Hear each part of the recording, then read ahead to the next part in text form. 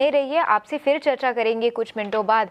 पर आज corporate connection पर हमारे साथ कौन जुड़ रहे हैं इसके बारे में समझ लेते हैं। आज शो में बात करेंगे एक ऐसी कंपनी से जो इंस्टेंट कॉफ़ी बनाने और एक्सपोर्ट करने वाली दुनिया की सबसे बड़ी कंपनियों में से एक है।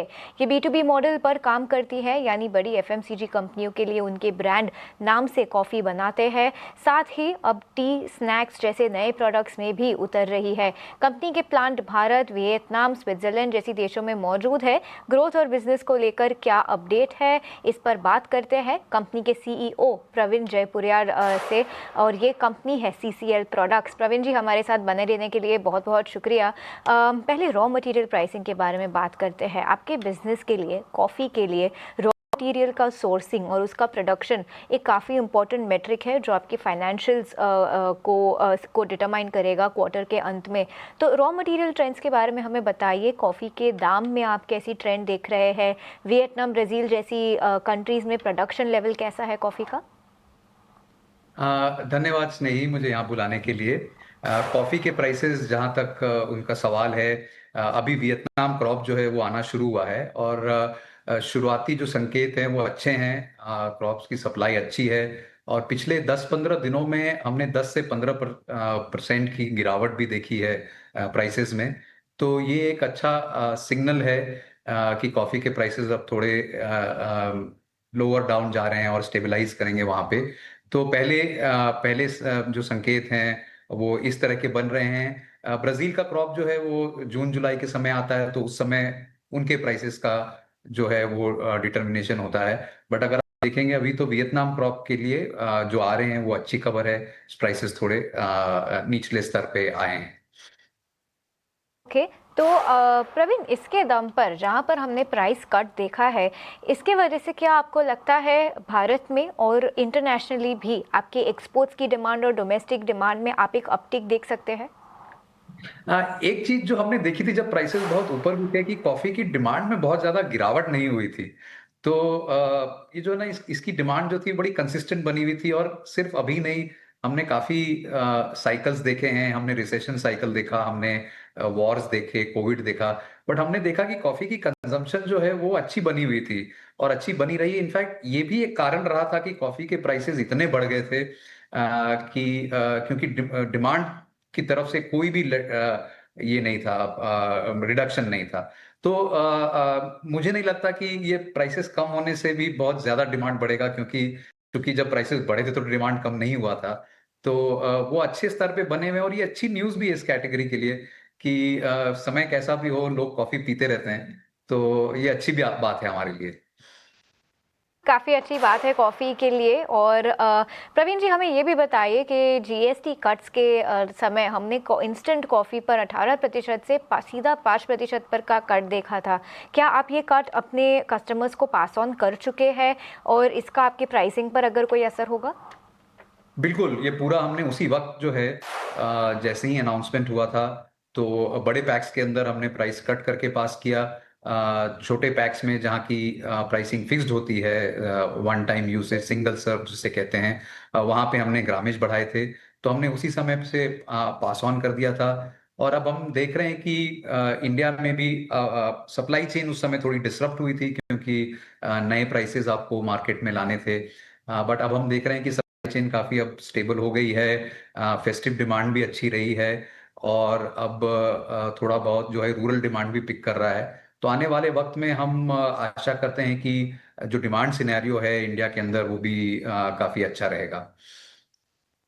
और प्रवीण जी, आपके फाइनेंशियल्स के बारे में बात कर लेते हैं। इस फिस्कल में अब तक आपने लगभग 2100 करोड़ का रेवेन्यू लॉगिन किया है।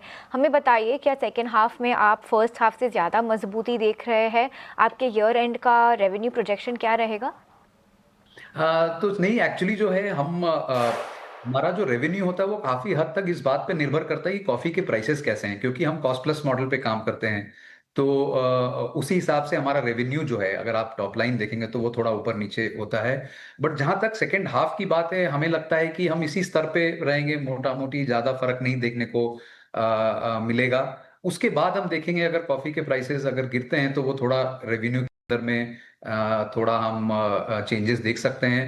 बट जो असली चीज है जो हमारे फाइनेंशियल्स में देखने वाली है, वो ये होती है कि हमारी जो है ऑपरेशनल प्रॉफिट, एबिटा जिसको हम कहते हैं, उसकी ग्रोथ कैसी है। तो हम हमेशा ये मेंटेन करते हैं कि हमारी एबिटा ग्रोथ और वॉल्यूम ग्रोथ जो है वो एक दूसरे को मिरर करेंगी और वो उसी तरीके से बढ़ेंगी। और इस साल भी आपने देखा है कि फर्स्ट हाफ में हमारी अच्छी एबिटा ग्रोथ रही है, वॉल्यूम ग्रोथ्स भी ठीक है और सेकंड हाफ में भी हम वैसे ही एबिटा ग्रोथ की आशा करेंगे। ओके और प्रवीण जी हमारी पिछली मुलाकात, हमारी पिछली बातचीत के दम पर अगर मुझे सही से याद है तो 20% का मार्जिन गाइडेंस आपने दिया था। क्या इस गाइडेंस पर आप बरकरार रहेंगे और यहाँ पर आपकी ग्रोथ लीवर्स क्या रहेंगे? किन कारणों के दम पर आप ये 20% मार्जिन गाइडेंस पर कॉन्फिडेंट है? तो हाँ, बिल्कुल सही। आपने एकदम ठीक कहा। पिछली बार जब मिले थे हमने गाइडेंस दिया था कि 15 से 20% हमारी एबिटा ग्रोथ होगी और डेफिनेटली फर्स्ट हाफ में हमारी एबिटा ग्रोथ काफी अच्छी रही है और सेकेंड हाफ में भी ये हम मोमेंटम बरकरार रखेंगे। तो डेफिनेटली इस गाइडेंस पे हम बने रहेंगे। इनफैक्ट हमें ये लग रहा है कि 20% के आसपास ही होगी ग्रोथ, क्योंकि फर्स्ट हाफ जो है वो काफी अच्छा गया है। और जैसा आपने पूछा कि किस बेसिस पे ये हमारी ग्रोथ जो है वो आएगी, तो ऑफ कोर्स 3-4 चीजें हैं। एक तो वॉल्यूम ग्रोथ जो है वो हमारी अच्छी होने की संभावना है। 10 से 20% के बीच में हमने गाइडेंस दिया था और हम बिल्कुल उसके ऊपर कायम हैं। और वही वॉल्यूम ग्रोथ, तो एक वॉल्यूम ग्रोथ के कारण हमारी एबिटा ग्रोथ होगी। और दूसरा जो है हमारे प्रोडक्ट मिक्स जो हैं वो थोड़े से पिछले क्वार्टर में बेहतर हुए थे। हमारी फ्रीज ड्राइड जो फैसिलिटी है वियतनाम में वो शुरू हुई, तो मार्जिन प्रोफाइल भी बेहतर हुआ। हमारी डोमेस्टिक मार्केट जो है वो अच्छा ग्रोथ कर रही है, तो ब्रांड्स के ऊपर अच्छी ग्रोथ आ रही है, तो वहाँ भी हमें अच्छे मार्जिन्स देखने को मिल रहे हैं। और हम स्मॉल पैक्स के ऊपर भी इंटरनेशनली फोकस कर रहे हैं। तो इन सब अगर हम 3-4 चीजों को मिला दें तो इन सब कारणों से जो है हमारी जो है एबिटा ग्रोथ है वो आएगी और अब वो जो 15 से 20% हमने गाइडेंस दी थी उस पे हम कायम है। जी बिल्कुल, तो काफ़ी अच्छी खबर है। 15 से 20% का जो एबिटा गाइडेंस है वो बरकरार रखा है आपने। प्रवीण जी, आपके वक्त के लिए आज बहुत बहुत शुक्रिया हमारे साथ जुड़ने के लिए और 2026 के लिए आपको बहुत सारा good luck. Thank you so much. Thank you so much. Okay viewers, on that note बात कर लेते हैं श्रीराम फाइनेंस के बारे में। काफ़ी बड़ी खबर आई है। ब्रेक के उस पार हम आपको इस खबर के बारे में और ज़्यादा जानकारी में बताएंगे। हमारे साथ अनुराग और अभिषेक दोनों जुड़ जाएंगे शो पर न्यूज़ और फाइनेंशियल इम्पैक्ट बताने के लिए। स्टॉक प्राइस पर जो हमने मूव देखा है उसके पीछे क्या कारण है, ये सब डिकोड करेंगे और ज़्यादा ब्रेक के उस पार।